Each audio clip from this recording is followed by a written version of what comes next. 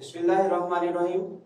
अस्सलाम वालेकुम। 9th class exercise number 6.2 हमारी जारी है और इसके पहले 11 क्वेश्चन हम कर चुके हैं। 12वां क्वेश्चन में लिखा हुआ है 2y² + 7y - 4 divided by 3y² - 13y + 4। ये फर्स्ट फ्रैक्शन है और सेकंड फ्रैक्शन है 4y² - 1 divided by 6y² + y - 1। जबकि दोनों फ्रैक्शंस के दरमियान जो साइन है वो डिवीजन का है।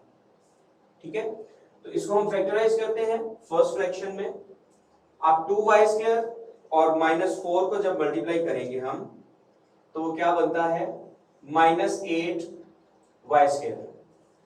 दरमियान में 7y है तो आप देखिए 8 1 = 8 होता है और 8 - 1 = 7 होता है।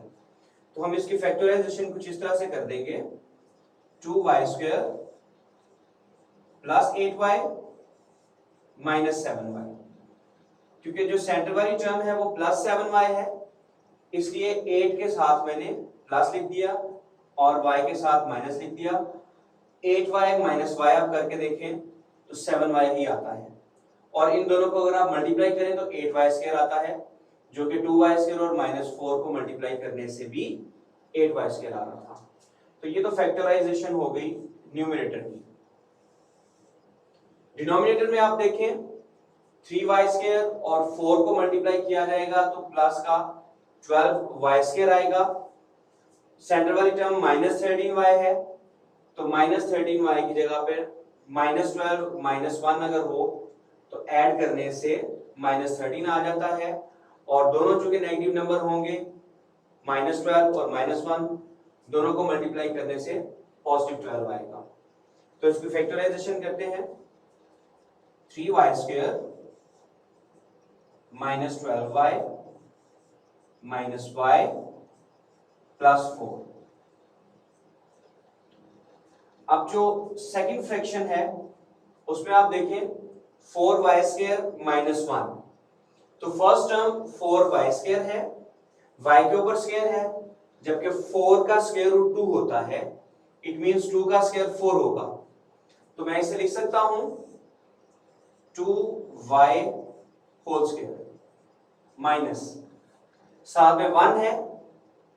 1 की जो मर्जी पावर आप ले ले, 2 ले, 3 या 5 कुछ भी ले, वो हमेशा 1 होता है।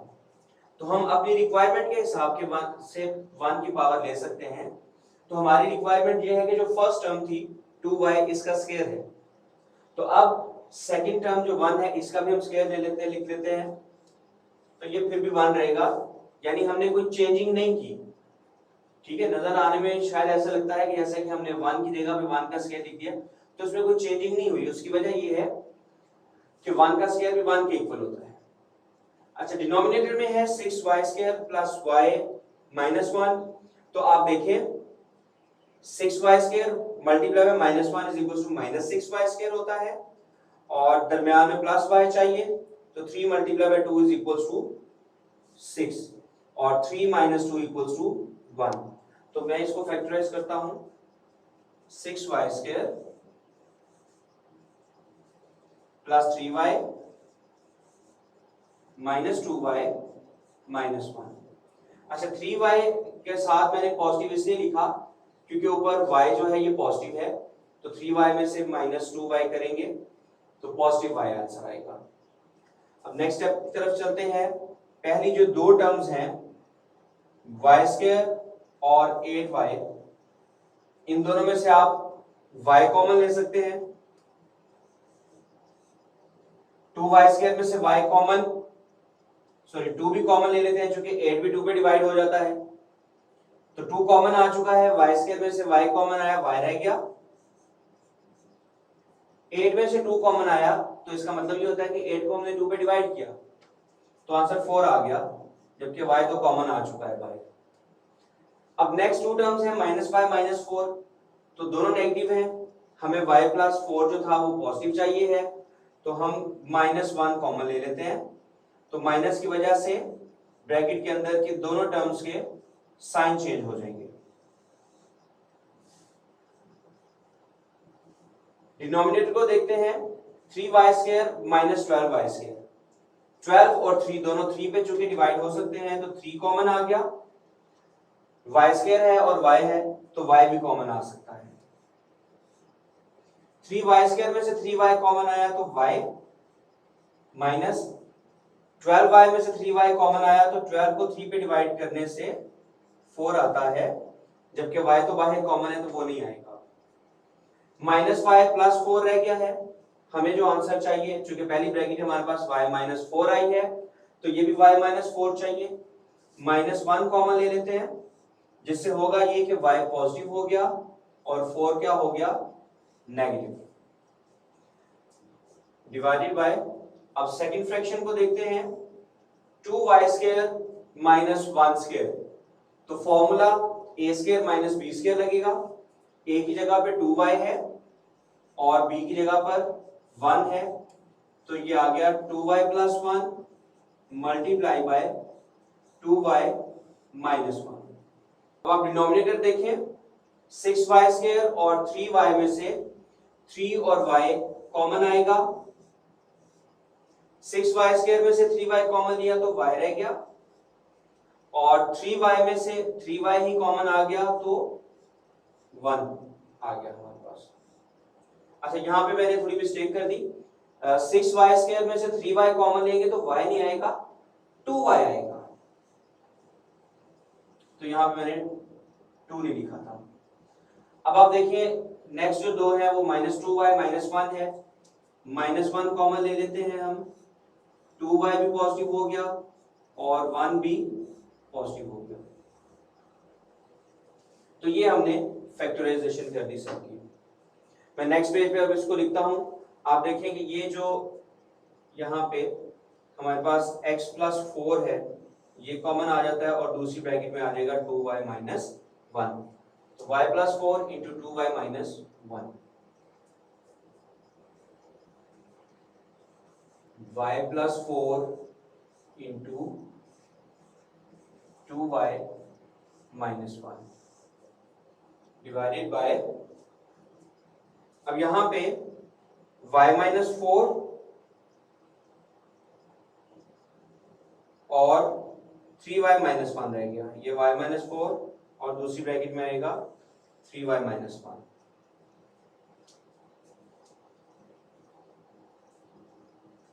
ये मैं लिखूंगा y minus 4 multiply by 3y minus 1 divided by जो नेक्स्ट फ्रैक्शन थी वो ये थी 2y plus 1 into 2y minus 1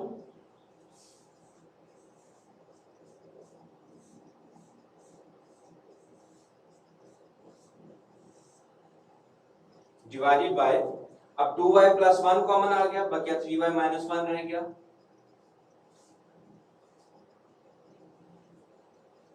common था 2y प्लस 1 और बचा सेकंड ब्रैकेट में आना है 3y माइनस 1, ये आ गया। अब आप देखिए दोनों फ्रैक्शन में न्यूमरेटर और डिनोमिनेटर में से कुछ अगर कैंसिल आउट होता है तो वो कैंसिल आउट कर देंगे। जैसे कि यहां पे आप देखें तो 2y प्लस 1 सेकंड फ्रैक्शन के न्यूमरेटर में और डिनोमिनेटर में है तो वो हम कैंसिल आउट कर देंगे। अब और कोई चीज ऐसी नहीं है जो कि कैंसिल आउट हो रही हो, तो अब हम क्या करते हैं, ये जो दरमियान वाला डिवीजन का साइन है इसको चेंज करते हैं। जब इस डिवीजन के साइन को मल्टीप्लिकेशन में चेंज करेंगे तो जो सेकंड फ्रैक्शन है उसका रेसिप्रोकल हो जाएगा। हम इस तरह से लिखते हैं इसको, y plus 4 multiply by 2y minus 1 divided by y minus 4 into 3y minus 1 multiply by 2y minus 1, sorry ये तो रेसिप्रोकल लिखना था ना इसका,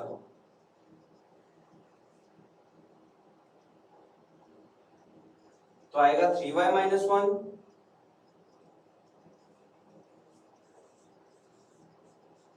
और 2y माइनस 1 जो है ये डिनोमिनेटर बन जाएगा।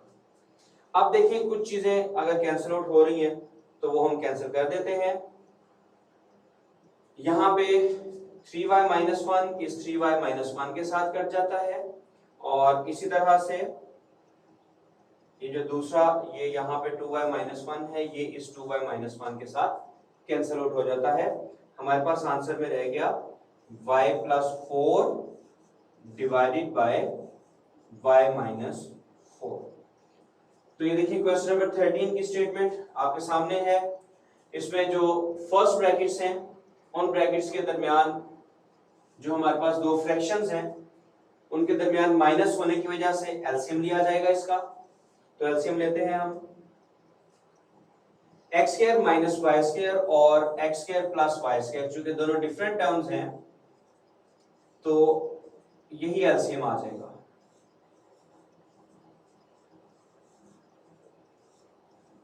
और यू नो दैट कि एलसीएम में अब क्या होगा कि ये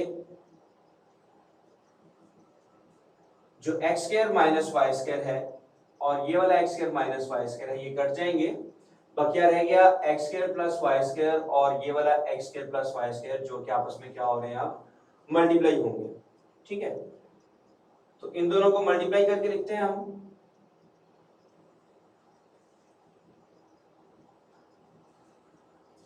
एक्स स्क्वायर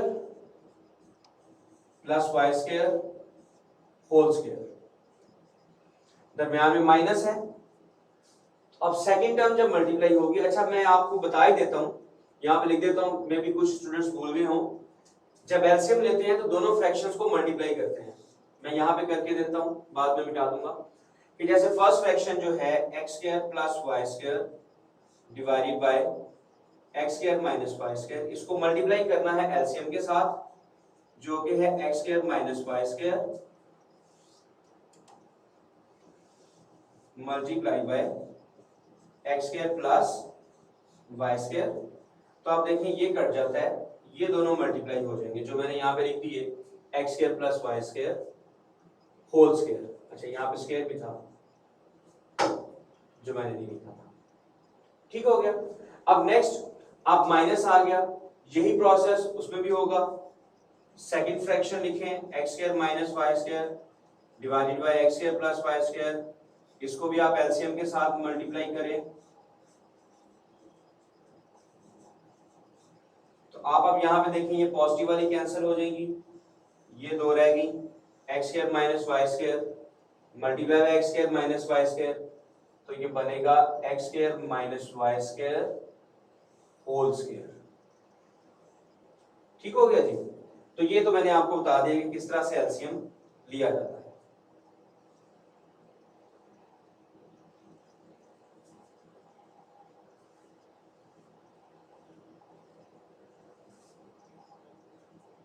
जी, तो सेकंड जो ब्रैकेट है उनकी तरफ चलते हैं, उसमें भी सेम यही चीज है, x माइनस वाई और x प्लस वाई एलसीएम आएगा। एलसीएम के साथ जब मल्टीप्लाई किया जाएगा दोनों फ्रैक्शंस को, तो फर्स्ट फ्रैक्शन में x प्लस वाई बचेगा, क्योंकि x minus y cancel out हो जाएगा, तो x plus y whole square आएगा, माइनस सेकंड फ्रैक्शन में x माइनस वाई बचेगा, जब दोनों x माइनस वाई मल्टीप्लाई होंगे तो x minus y whole square आ जाएगा। तो ये सिंपलीफिकेशन होगी फर्स्ट स्टेप की। अब आपने एक फॉर्मूला पढ़ा होगा, बल्कि पढ़ा हुआ है, मैं यहां पे लिखता हूं वो formula a plus b whole square minus a minus b whole square equals to 4ab। और अगर आप अपने फर्स्ट फ्रैक्शन में देखें तो a की जगह पर x स्क्वायर है और b की जगह पर हमारे पास y स्क्वायर है, और दोनों ब्रैकेट्स में पहले वाली ब्रैकेट में दोनों ऐड हो रहे हैं, दूसरी वाली में दोनों माइनस हो रहे हैं, और दोनों की ब्रैकेट के ऊपर स्क्वायर भी लिखा हुआ है। तो ये फॉर्मूला इसके ऊपर हम अप्लाई करेंगे, आंसर आना चाहिए 4ab। तो मैं लिखता हूं अकॉर्डिंग टू फॉर्मूला ये 4 आ गया, और a की जगह पे x स्क्वायर है हमारे पास, तो मैंने x स्क्वायर लिख दिया, b की जगह पे वाई स्क्वायर है तो मैंने वाई स्क्वायर लिख दिया, ठीक हो गया।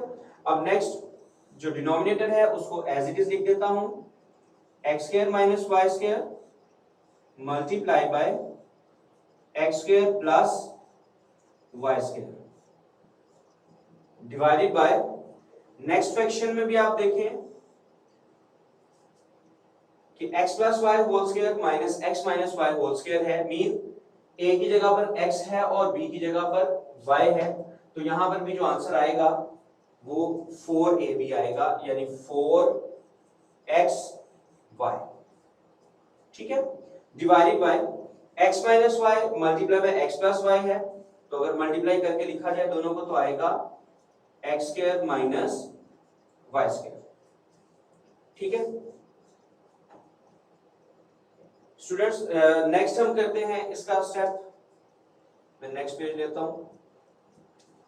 तो हमने क्या लिखना था, 4x square y square 4x square y square divided by x square minus y square into x square plus y square. अब दरम्यान में डिवीजन का साइन था, डिवीजन के साइन को मैं मल्टीप्लिकेशन के साइन में चेंज कर देता हूं। जब हम मल्टीप्लिकेशन के साइन में चेंज करेंगे तो जो सेकंड फ्रैक्शन है जो कि हमें नजर आ रही है 4xy over x square minus y square, ये इसका हम रेसिप्रोकल लिखेंगे वहां पे, मीन इसको उल्टा दिया जाएगा, न्यूमरेटर को डिनोमिनेटर और डिनोमिनेटर को न्यूमरेटर बना दिया जाएगा, क्योंकि हम डिवीजन के साइन को मल्टीप्लिकेशन में चेंज कर रहे हैं। तो 4xy जो कि न्यूमरेटर में है डिनोमिनेटर में चला जाएगा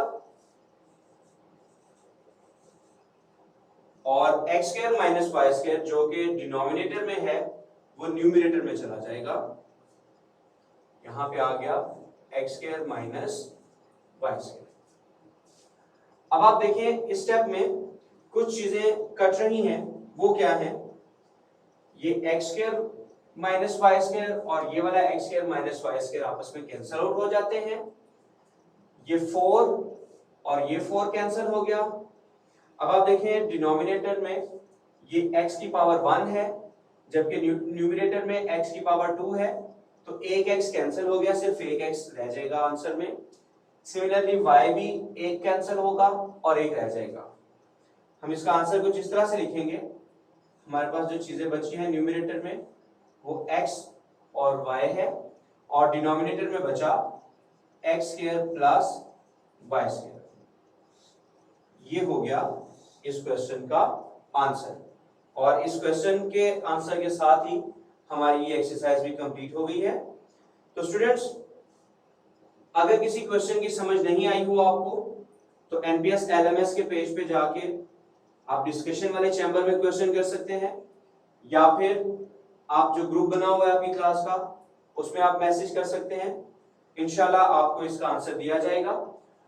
और सबसे इंपॉर्टेंट बात यह है कि जब आप इन क्वेश्चंस को करने जा रहे हो तो आपको अलजेब्राइक फॉर्मूलाज जो हैं बेसिक स्क्वायर्स के और क्यूब्स के वो आने चाहिए हैं, लाजमी आने चाहिए हैं।